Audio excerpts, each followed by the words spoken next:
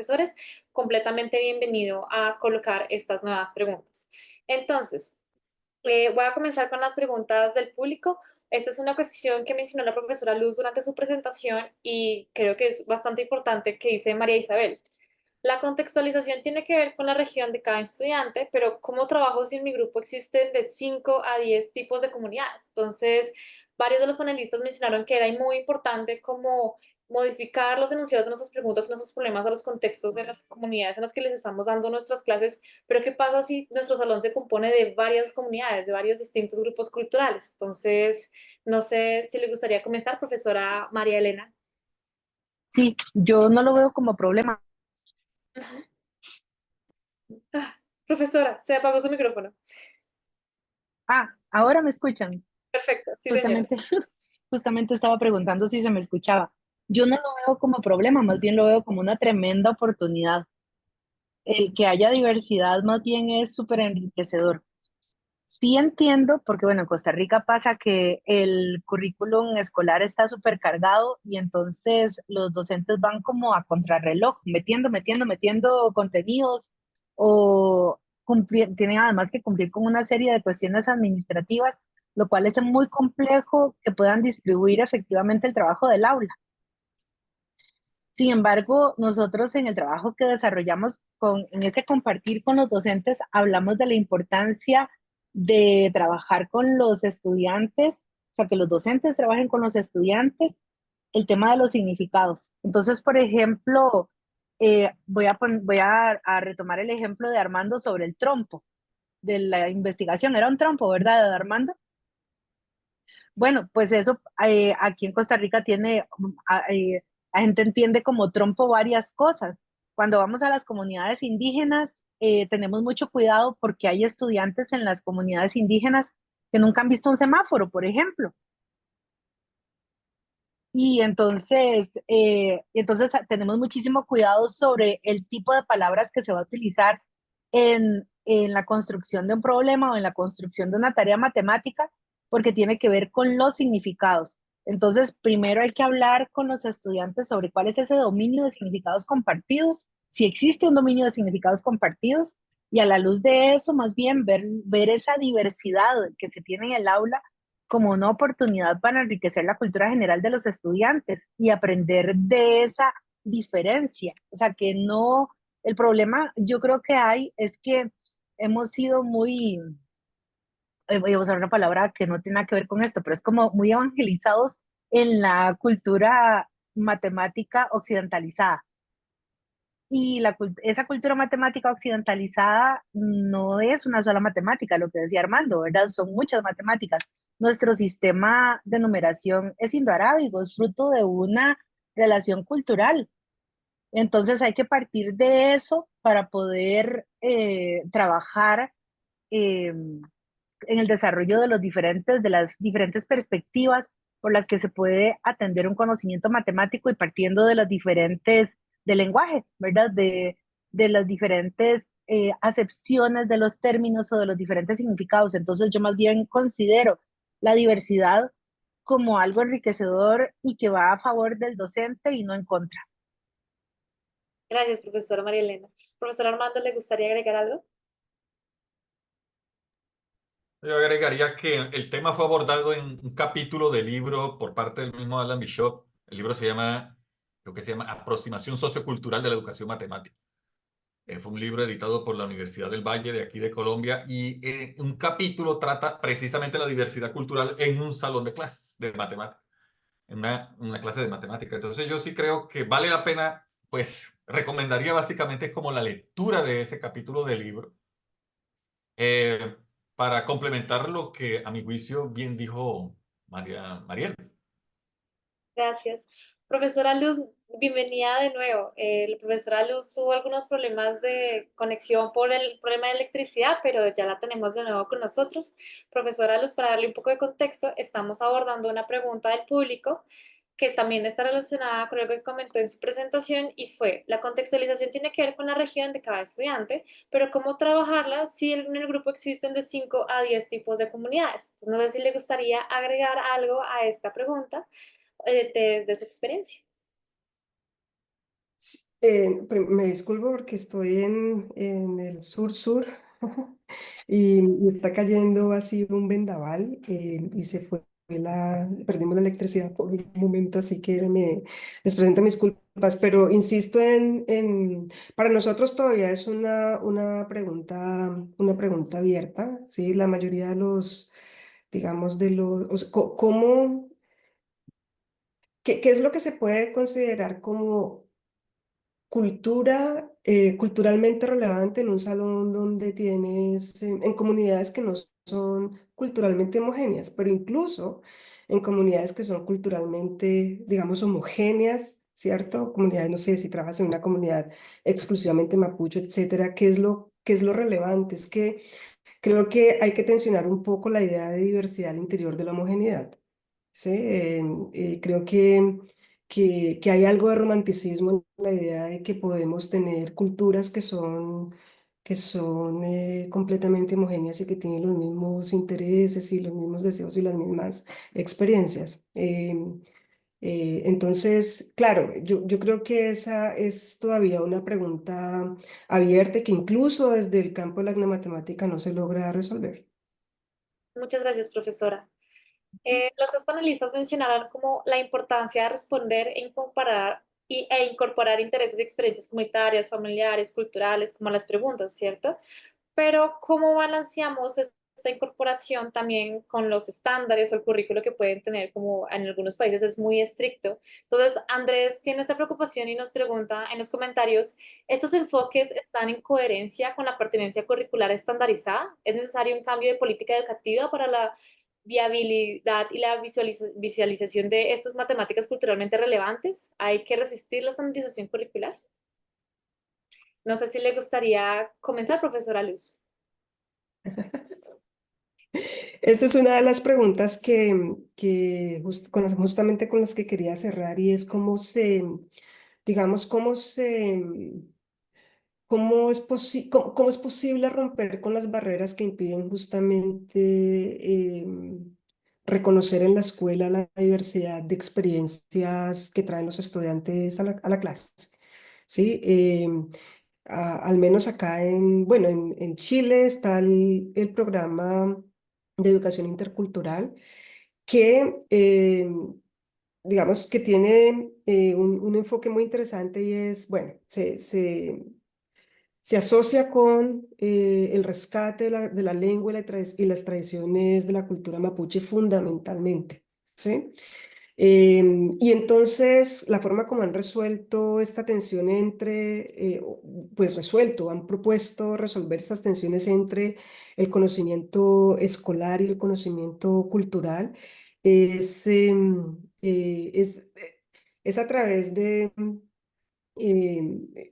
la figura del educador tradicional, ¿verdad? Existe un educador tradicional que trae a la escuela y que se compromete con la revitalización, por ejemplo, de la lengua y con la revitalización de prácticas culturales.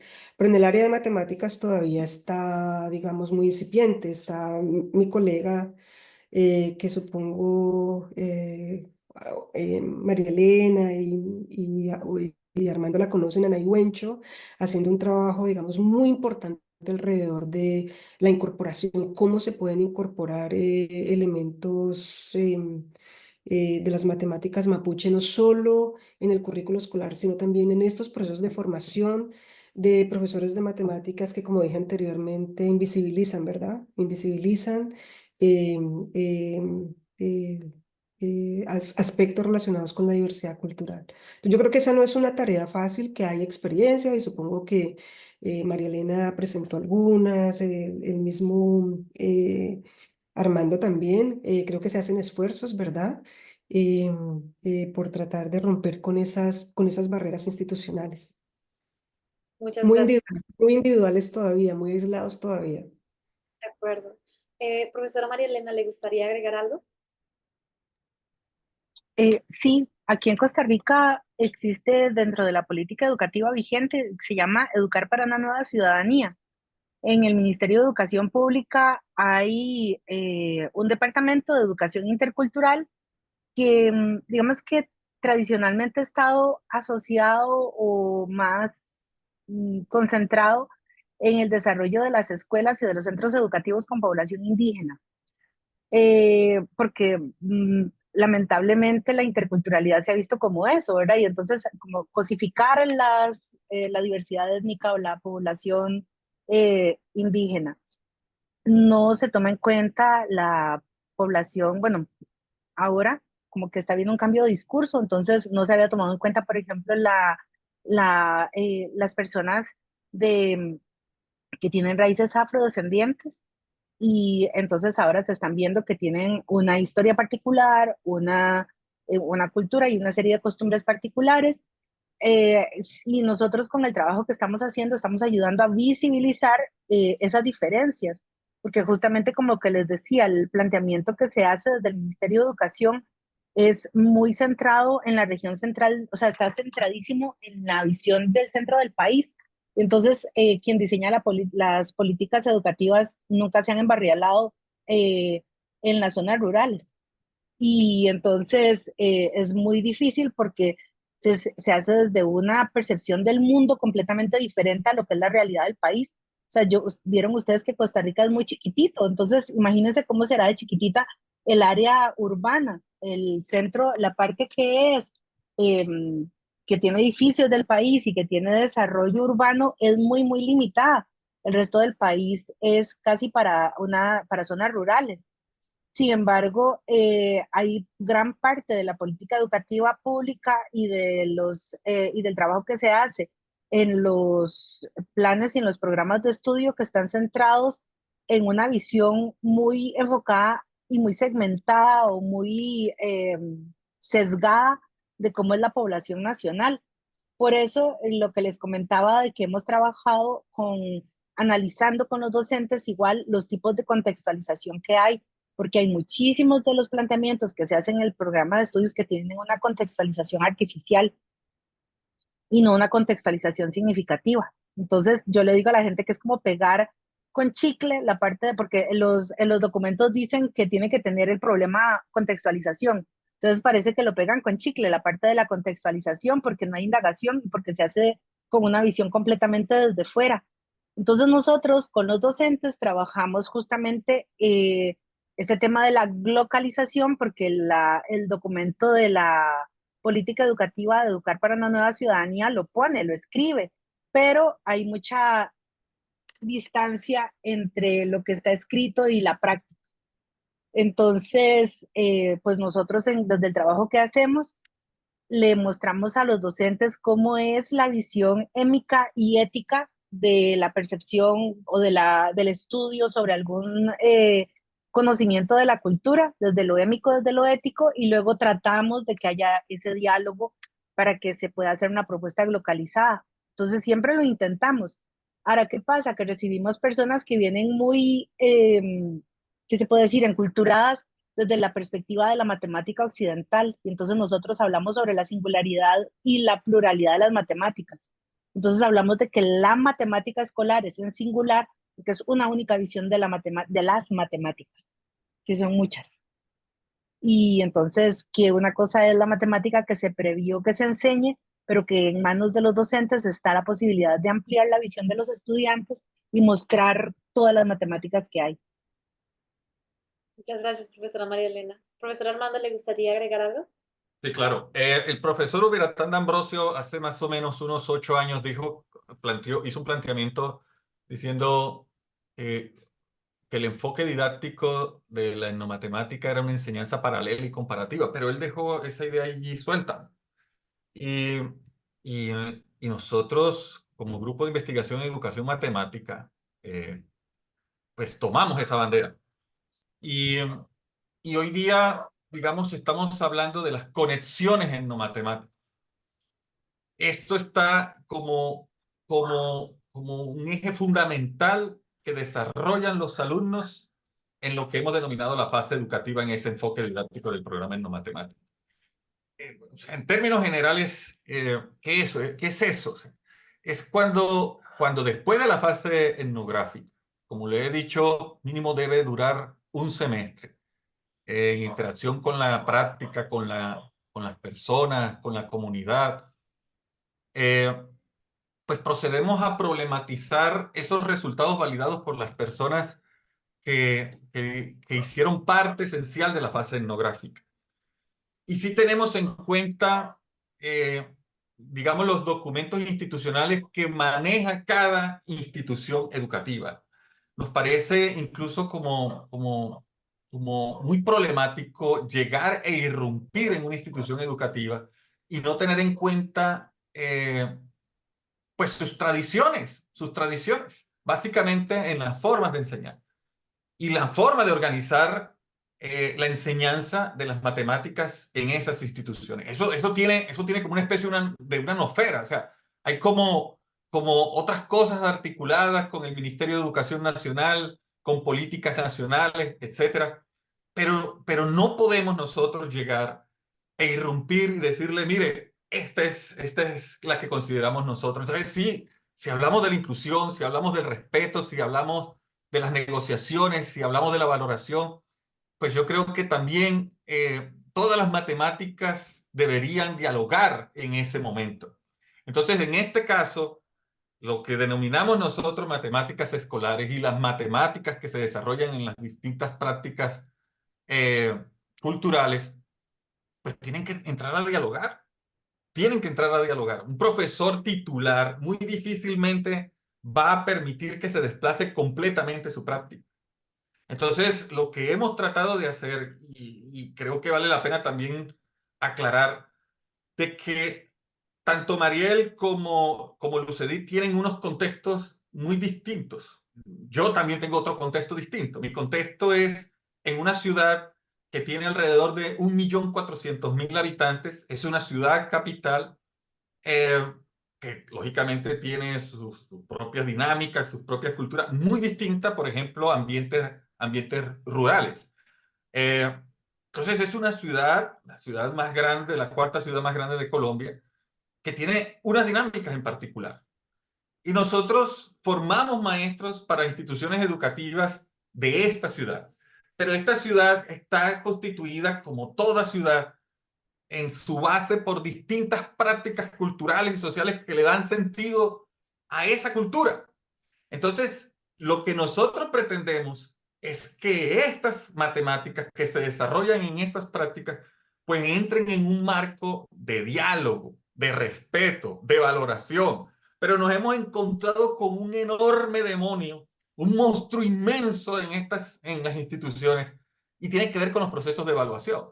¿Qué pasa? Nosotros, por ejemplo, en la fase educativa, tenemos un papel importante para el profesor titular. Recuerden que hay un profesor asesor, en mi caso, hay un maestro en formación que tiene que hacer unas prácticas en una institución educativa, que tenemos que pedirle permiso a la institución, tenemos que contar con el apoyo del maestro y que no se vaya cuando nosotros vamos a hacer la aplicación de estos planes de clase y no nos deje solo allí con los alumnos, porque la idea es también lograr impactar a ese maestro y entonces que él se vincule tanto en el diseño como en la aplicación de estos planes de clase.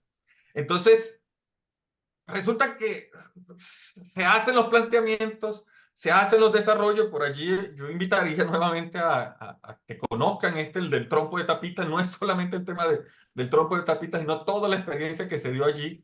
Allí está plenamente aplicada como la fase educativa con el concepto, es el primer artículo que publicamos con el concepto de conexiones etnomatemáticas. Pero resulta que cuando viene la evaluación, tenemos un problema, y es que desconoce todo esto. O sea, la evaluación vista desde los exámenes, desde las pruebas, de lo que califica, de lo que le permite al estudiante ingresar, por ejemplo, a una universidad o a una oportunidad de beca, a ese tipo de exámenes es el que nosotros hacemos referencia. Por ejemplo, todas las pruebas PISA no tienen para nada en cuenta toda esta discusión que nosotros estamos haciendo aquí. Una vez le escuché al director del ICE, que es el que hace las pruebas para Colombia, para estudiantes de grado 11, y dice, lamentablemente nos toca hacer exámenes que se basan con la misma vara, con la misma vara todos serán medidos. Entonces, eso es una situación bastante compleja con la cual nosotros nos hemos topado en esta situación, porque hasta cierta dimensión hay valoración, hay inclusión, hay reconocimiento de las raíces históricas y culturales, pero cuando se viene esa fase de evaluación, todo eso pasa a un segundo plano. Entonces, para nosotros es un reto enorme en estos momentos en la clase de matemáticas, ver cómo esto puede también impactar este tipo de procesos. Muchas gracias.